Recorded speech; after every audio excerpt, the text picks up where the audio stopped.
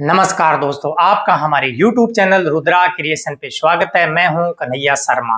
दोस्तों, आज हम एक ऐसी खुफिया एजेंसी के बारे में बात करने जा रहे हैं जिनको उनके दुश्मन देश मौत की मशीन के नाम से जानते हैं। और इस एजेंसी के कमांडो ने ऐसे ऐसे ऑपरेशंस को अंजाम दिया है, उससे पहले वो सिर्फ कल्पना मात्र थे और इन कल्पनाओं को साकार किया इस एजेंसी ने धरातल पे। कौन है ये एजेंसी, किस देश की है ये एजेंसी और क्या ऐसे ऑपरेशंस किए हैं जिनकी दुनिया में मिसाल कायम है। तो दोस्तों, इन समस्त ऑपरेशंस की और इस एजेंसी की जानकारी प्राप्त करने के लिए बने रहिए इस वीडियो के अंत तक। और हाँ, अगर आपने हमारा YouTube चैनल सब्सक्राइब नहीं किया है, नीचे से बटन से सब्सक्राइब कीजिए और बेल आइकन बटन भी प्रेस कर दीजिए। तो दोस्तों, हम जिस खुफिया एजेंसी के बारे में बात करने जा रहे हैं वो है इजराइल की एजेंसी। उसका नाम है मोसाद। मोसाद को दुश्मन देश नाम सुनते इस एजेंसी का थर-थर कांपने लग जाते, क्योंकि इसने कारनामे ही ऐसे किए। तो इन सभी कारनामों की इनकी जानकारी प्राप्त करते हैं। दोस्तों, ये सबसे पहले मैं ब्रीफली इंट्रोडक्शन इजराइल के बारे में बताता हूँ आपको। ये देश 1948 में अस्तित्व में आया और अपने अस्तित्व में आने से ही ये देश हमेशा विदेशी आक्रमणों से हमेशा घिरा रहता था। कभी कोई देश इस पे अटैक करता, कभी कोई देश अटैक करता, क्योंकि जो इसके पड़ोसी देश है वो इसके अस्तित्व को नहीं स्वीकार करते, वो इन्हें मिटाना चाहते हैं। इसलिए इस देश को जरूरत हुई एक ऐसी एजेंसी की जो खुफिया रिपोर्ट जो दुश्मन देश है उनसे कलेक्ट करके उन्हें देश के सामरिक रणनीति वो बना सके युद्ध के बारे में। तो उन्होंने गठन किया 1948 में ही, देश के आजाद होते ही जिस एजेंसी को गठन किया वो थी मोसाद। तो दोस्तों, इसने बहुत से ऑपरेशंस को अंजाम दिए। उनमें से एक ऑपरेशन है ऑपरेशन द थंडरबोल्ट। उसके बारे में मैं बताता हूँ आपको। 1977 में इजराइल का एक विमान हाईजैक होता है। उसमें जो इजराइल के विमान जो हाईजैक करने वाले थे, फिलिस्तीन का जो हमास एक संगठन है, उसको कुछ देश आतंकवादी संगठन मानते हैं और कुछ को नहीं मानते, पर ये हमारा विषय नहीं है। उसके दो आतंकवादी थे, दो जर्मनी से थे। उन्होंने इजराइल का जो विमान था हाईजैक करके लेबनान ले गए। लेबनान इजराइल से नजदीकी है, ज्यादा दूर नहीं है। तो उन्हें यह लगा इजराइल यहाँ पे अटैक कर सकता है और विमान और अपने यात्रियों को छुड़ा सकते हैं। उन्होंने लेबनान से रिफ्यूलिंग करवाई विमान में और उसके बाद उन्हें ले गए युगांडा। युगांडा का जो तानाशाह शासक था ईदी अमीन, उनका आतंकवादियों को सपोर्ट था। तो उसकी सरपरस्ती में आतंकवाद फल फूल रहा था और वो लोग हाईजैक के अपने मिशन में कामयाब हो गए।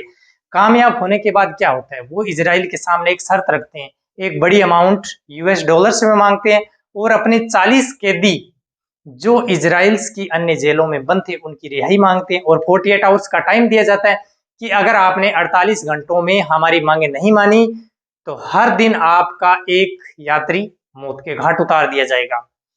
इजराइल ने इस पे डिस्कशन किया और जैसे ही 48 आवर्स की जो डेडलाइन है वो खत्म होने वाली थी, इजराइल ने एक्सटेंशन मांग लिया कि हमें कुछ समय की और जरूरत है।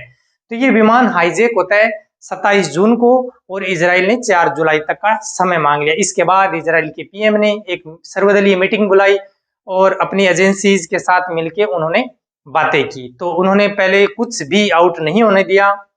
दुनिया में ये मैसेज गया कि हाँ, इजराइल पहली बार आतंकवादियों से नेगोशिएट करने जा रहा है, पर अंदर इजराइल के कुछ और चल रहा था।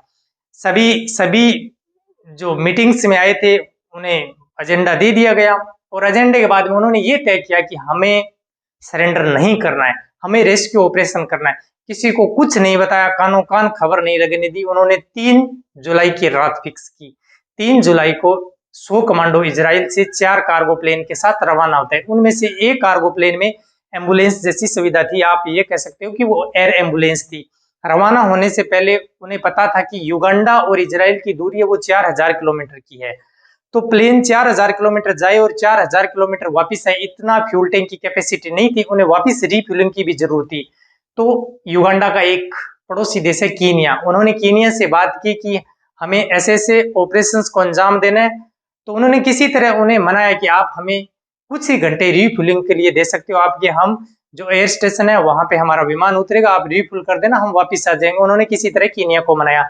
वो चारों विमान रात को 11 बजे रवाना होते हैं इजराइल से। वो किसी देश के ऊपर से उड़ते हुए नहीं जाते, क्योंकि कोई भी देश इसकी सूचना रडार के द्वारा विमान को कैप्चर करके युगांडा को दे सकता था और पूरा ऑपरेशन फेल हो सकता था। इजराइल ने क्या किया, उनके विमानों ने समुद्र के रास्ते से गए और सिर्फ 100 मीटर की ऊंचाई पे विमान उड़ रहे थे। 204,000 किलोमीटर का रास्ता 100 मीटर की ऊंचाई पे उन्होंने तय किया। कितना खतरनाक होते हैं आप सोचिए। 1977 की बात है। आज तो जो टेक्नोलॉजी है वो काफी इंप्रूव कर गई। 1977 में आप टेक्नोलॉजी की बात मत कीजिए, आप बात कीजिए उनके इरादों की, फौलादी इरादों की, जो कुछ भी कर गुजरने के लिए आतुर थे। उन्होंने 100 मीटर की ऊंचाई पे प्लेन उड़ाया और इसके बाद वो पहुंचते हैं रात को कीनिया। एक प्लेन लैंड हो जाता है, बाकी जो 3 प्लेन थे वो युगांडा के जिस एयर स्टेशन पे उनको बंधक बनाया गया था वहां एक एक करके लैंड कर जाते हैं। इजराइल ने इस प्रकार प्लानिंग की थी। वहां का इदी अमीन जो तानाशाह शासक था, वो कभी बाहर जाता था तो अपनी मर्सिडीज के साथ, जो गाड़ियों का काफिला होता है 2-3, वो अपने साथ में लेके जाता था वहां पे। जब भी वो वहां पे जाते थे तो अपना काफिला साथ में लेके जाता था। इजराइल को इस बात की पता थी, उनकी एजेंसियों को, तो उन्होंने क्या किया, विमान में वैसी 3 और 4 गाड़ियां साथ में ले ली, एक ब्लैक मर्सिडीज और लैंड जगुआर की कुछ गाड़ियां आगे पीछे काफिले के। जिस प्रकार ईदी तानाशाह जाता था वैसे ही उन्होंने किया। जैसे विमान लैंड करता है, लैंड करते सबसे पहले वो गाड़ियां निकलती है, तो वहां के जो सैनिक थे, युगांडा के जो सैनिक थे जो आतंकवादियों को सपोर्ट कर रहे थे, उन्होंने ये सोचा कि अपना शासक आया, तो उन्होंने उनको सैल्यूट दिया और गाड़ियों को आगे बढ़ने दिया। उनमें से युगांडा का एक सैनिक था, उन्हें पता था कि जो जाते समय ईदी अमीन है वो व्हाइट कलर की मर्सिडीज लेके गया था, ये तो ब्लैक कलर की मर्सिडीज है। उसे शक हुआ, उन्होंने रोकने के लिए इशारा किया, गाड़ी ने नहीं रोकी तो उन्होंने AK-47 से उसने फायर कर दिया। सैनिक ने फायर करते ही इजराइल के कमांडोज थे, उन्होंने साइलेंसर लगी हुई बंदूकें थी, तो उन्होंने फायर करते तुरंत उसको खत्म कर दिया। जो 100 कमांडो थे वो 3 गुट्स में बंट गए थे। एक गुट्स जो जितने भी यात्री बंधक थे उनको रेस्क्यू कराने के लिए चला गया, एक गुट सैनिकों से लड़ रहा था, एक गुट आतंकवादियों से लड़ रहा था।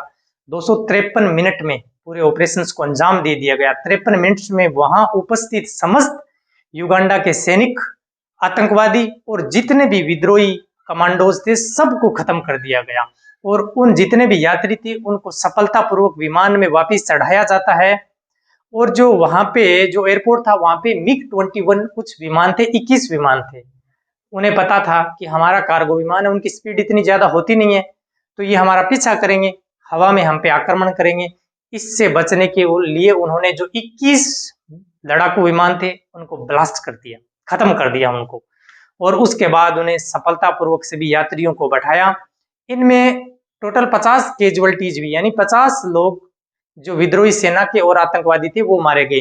इजराइल का सिर्फ एक कमांडर था, जो लीडिंग कमांडर था, वो शहीद हो गया था। जो आज के समय बेंजामिन नेतन्याहू जो इजराइल के प्रधानमंत्री है, उनका बड़ा भाई था। अब वहां के PM के भी बड़े भाई होते हैं, वो भी सेना में जाते हैं, इस प्रकार अपना शौर्य का प्रदर्शन करते हैं। वो एकमात्र कमांडो था जो इजराइल का शहीद हुआ था।